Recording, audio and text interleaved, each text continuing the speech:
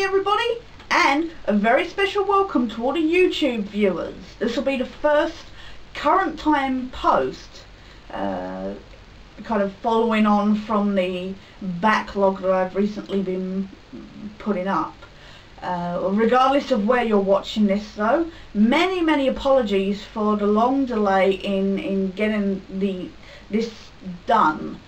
Things have been very busy and I've just been unable to sit down and record this. Also, I've had some camera issues which have been doing my head in, because I've kind of like gone through about a whole 10-minute stint of talking about what's been going on, and then it turns out that the camera's either not been recording or whatever, and it's just not been usable. So fingers crossed I'll be able to upload this version. The main thing that's been going on, and I'll try and keep this brief because I know a number of you know the actual story, but shortly after the death of Spike, I decided to go buy a couple new rats. Simple task, you would think, except I went to a certain store, which we won't name for legal reasons, and purchased 2 rats. Came away. 2.5 weeks later, I'd intended on taking them back because one of them, who I'd called Smokey, they were both 2 hooded rats. One was grey hooded, one was black hooded. Smokey, the grey hooded one, had a snuffle, much like Spike had, and I didn't want to go through that again. So I'd intended on taking them back anyway, but Bandit, the other one, the black hooded one, overnight just suddenly went, his stomach just went, and it was like, okay, either I'm feeding him too much or he's growing too quickly or whatever. I got a bit worried. So like I say, this is 2.5 weeks later. They started getting settled. They were very skittish, but yeah, you expect that, I guess. It's very different because Spike settled so quickly and easily. I guess that was because he was on his own. Having 2 very skittish ones was just weird. But basically I took them back, and I've skipped a step. See, I'm trying to keep this compact.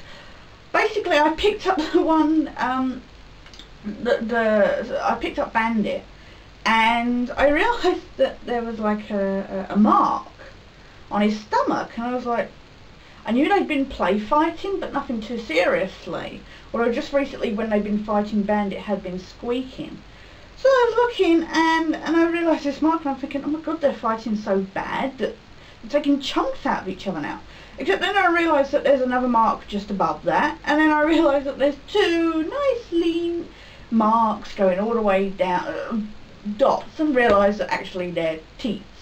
That the 2 male rats that they'd given me at the store, that they'd promised they'd given me at the store, were actually female. Both of them, because I checked Smokey shortly thereafter. Both of them were female, so I was like, okay. So I went back to the store. I said, oh wait, you know, these are actually female. Either way, they need to come back. Oh, we're sorry. Yeah, it should be. So they said, right, we're ordering some more. We can't guarantee that they're going to be boys, because we just get them from the breeder. We order in rats, they come, you know. So they said, either you can wait until we get some male rats in, or if you decide, you can take, you know, these female ones back after they've been treated. And I said Bandit had bloat, which is very can be fatal, basically, because it's like gases build up in the stomach, and you know, stops the digestive system, this, that and the other. And they were like, you should have brought them back ASAP. I said, I didn't even know they were girls until 2 hours ago. So quick side note, the point being, some people don't get why I was a bit funny about them, because at the end of the day I've started to grow attached.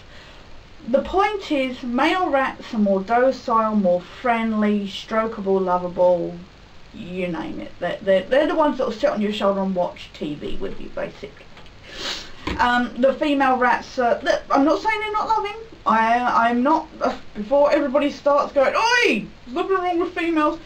Females are lovely too. The females are just more do their own thing, independent. And I wanted a, you know, dependent animal, if you will. So, they also said, saying about Smokey with the breathing problem, if you want a rat that doesn't have the breathing problem, you're going to be better off with Dumbo rats.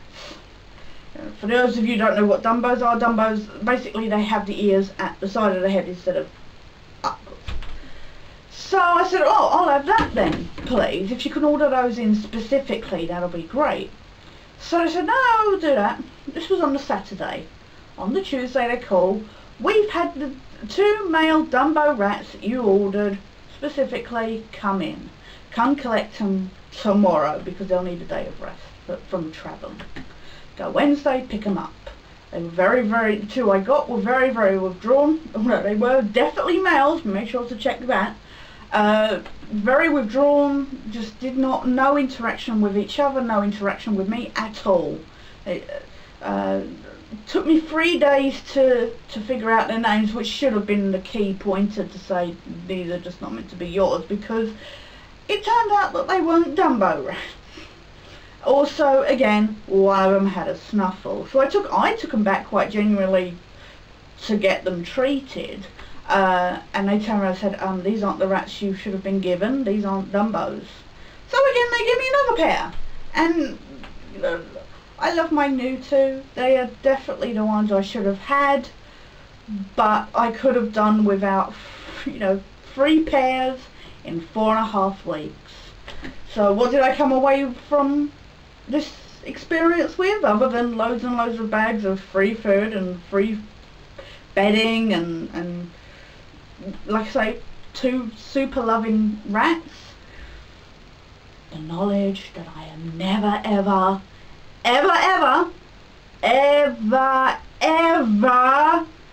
buying from a pet shop ever again. And I recommend you don't either. Look for a breeder. You'll have better chances of getting healthy and loving rats.